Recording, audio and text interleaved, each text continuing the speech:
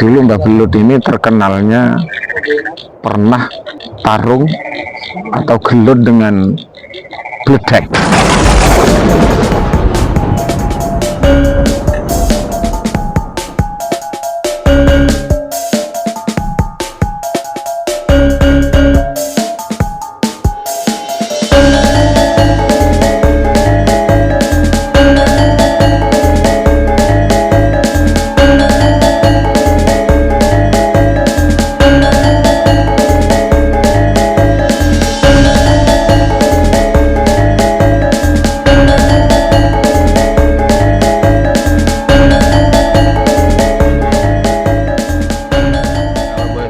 Makam siapa ini, Cak?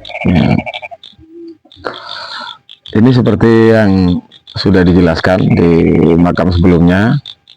Ini makamnya orang sini biasa menyebutnya Mbah Belut. Mbah Belut. Nah, entah nama aslinya tuh siapa, masih perlu ditelusuri lagi.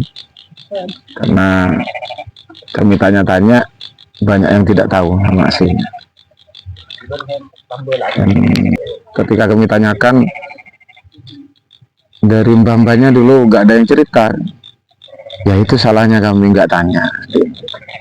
Terus bagaimana awal mulanya diketahui keberadaan makam Mbah Belut? Memang turun temurun, memang. Jadi masyarakat sini memang kundennya. Ada yang mengatakan yang babat, ada yang mengatakan gitu. Jadi dulu katanya mbah-mbahnya kalau punya nadar, punya niat itu di sini. Semisal mau hajatan, mau nandur, itu ke sini dulu katanya. Nah, kalau diparingi sukses, tandurannya, paringi api, ada makan-makan di sini. Jadi seperti Tasyakuran. Iya, biasa kalau zaman dulu seperti itu. Itu Mbah Belut. Dan ini yang unik. Jadi kata belut itu, jadi belut itu kalau dikatakan bahasa Jawa ya bukan. Kalau belut itu kan bahasa Indonesia. Ya. Jawanya kan welut. Maduranya beluk. Jadi ada cerita tutur dan itu turun temurun katanya. Dulu Mbah Belut ini terkenalnya pernah tarung atau gelut dengan bledek. Petir.